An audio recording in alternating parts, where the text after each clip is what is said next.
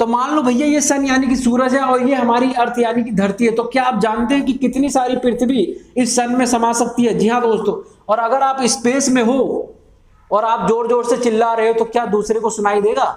जी हाँ दोस्तों। आप लोग जो मून लाइट करते हो कि वाकई में वो चंद्रमा की लाइट होती है जो धरती पे हमारे आती है?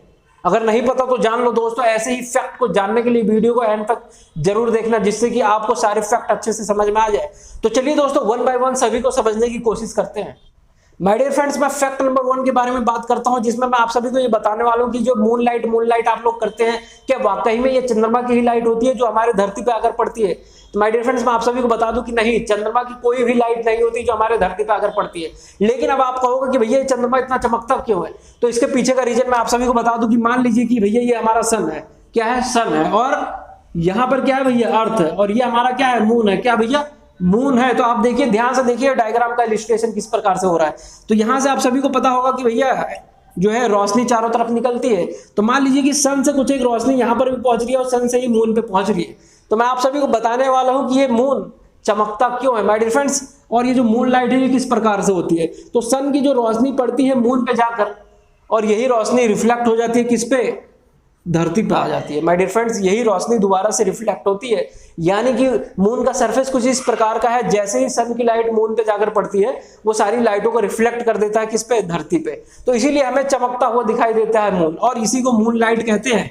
तो यहाँ पर रिफ्लेक्शन होता है। रियलिटी में मून की कोई भी लाइट नहीं होती। और आप सभी को स्पीड ऑफ लाइट पता होगा 3 × 10⁻11 मीटर पर सेकेंड।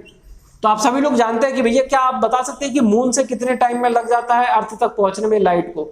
तो माय डियर फ्रेंड्स, मैं आप सभी को बता दूं कि सन से जो हमारी लाइट्स पहुंचती है अर्थ तक, उसको लगभग 8 मिनट 17 सेकंड का टाइम लगता है। तो आप समझ सकते हैं कि भैया 8 मिनट 17 सेकंड का टाइम लग जाता है सन से अर्थ तक पहुंचने में। वहीं अगर बात करें जो ये मून से रिफ्लेक्ट होकर ये जो लाइट आती है, इसको 1.25 सेकंड से लगता है।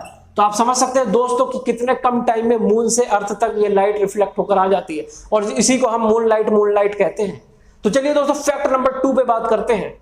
दोस्तों आप लोगों ने YouTube पे फैक्ट वाली बहुत सारी वीडियोस देखी होगी, लेकिन कोई भी वीडियो वाला आपको उसके पीछे का साइंटिफिक रीजन नहीं बताता है। बट डियर फ्रेंड्स, अगर आप मेरी वीडियोस देखते हैं तो आप फिजिक्स के साथ खेलना सीख जाओगे। जी हाँ दोस्तों, हैरान होने की जरूरत नहीं है। चलिए फैक्ट नंबर 2 पे बात करते हैं। इसमें मैं आप सभी को यह बताने वाला हूं कि भैया अगर आप स्पेस में जोर जोर से चिल्लाते हो तो क्या दूसरे के कान तक आवाज पहुंचेगी? तो मैं आप सभी को बता दूं माय डियर फ्रेंड्स, उसके कानों तक जू तक नहीं रेंगेगी। जी हाँ दोस्तों, इसके पीछे का फिजिक्स समझने की कोशिश करते हैं। अगर आप लोगों ने फिजिक्स पढ़ा होगा तो आपको समझ में आ जाएगा, अगर नहीं पढ़ा होगा तो डरने की कोई जरूरत नहीं है, तब तो और भी अच्छे से समझ में आएगा। तो माय डियर फ्रेंड्स, चलिए बात करते हैं। तो दोस्तों चलिए जानने की कोशिश करते हैं कि साउंड किस तरीके से ट्रेवल करती है। तो मान लीजिए यहाँ पर एटीएम है। एटीएम का मतलब यहाँ पर पैसे निकालने से कोई मतलब नहीं माय डियर फ्रेंड्स। मैं बता दूं कि फिजिक्स में एटीएम का मतलब होता है एटमॉस्फेयर, जो हमारे चारों तरफ वातावरण है उसकी बात कर रहा हूं। तो एटीएम यानी कि एटमॉस्फेयर में बहुत सारे पार्टिकल्स होते हैं। ये पार्टिकल्स क्या करते हैं, जैसे ही हम कुछ बोलते हैं वो हमारी क्या होती है? एनर्जी होती है। क्या होती है भैया? एनर्जी होती है। और एनर्जी जब ट्रांसफर होती है किस पे? पार्टिकल्स पे।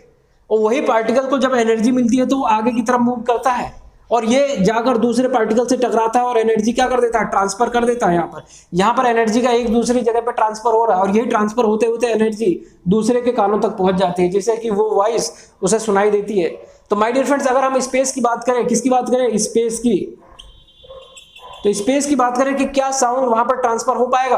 तो जैसा कि आप सभी को मैंने बताया कि भैया साउंड को ट्रांसफर करने के लिए एक मीडियम चाहिए, और वो मीडियम एटमॉस्फेयर प्रोवाइड करता है। तो माय डियर फ्रेंड्स, मैं आप सभी को बता दूं कि यहाँ पर साउंड ट्रांसफर नहीं हो पाएगा, क्योंकि भैया एटमॉस्फेयर यानी कि स्पेस में किसी भी प्रकार का पार्टिकल नहीं होता, यानी कि कोई भी एटमॉस्फेयर नहीं होता। यानी कि वो ट्रांसफर कैसे होगा? हमारी एनर्जी जो हम बोलते हैं वो ट्रांसफर नहीं हो सकती। तो यहाँ पर साउंड क्या ट्रांसफर होगा? तो आप कहेंगे कि नहीं दोस्तों, आप कितना भी जोर जोर से चिल्ला लीजिए, आपकी आवाज एक जगह से दूसरी जगह नहीं जाने वाली।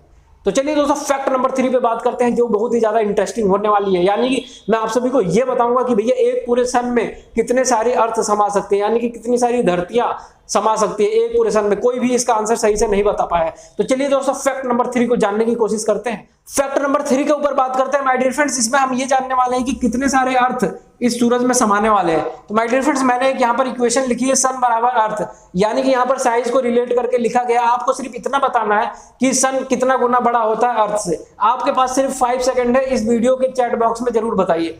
1 2 3 4 5। तो माय डियर फ्रेंड्स, चलिए बात करते हैं कि भैया अर्थ और सन के बीच में क्या रिलेशन है। तो मैं आप सभी को बता दूं कि भैया ये लगभग 3 लाख गुना बड़ा होता है। कौन?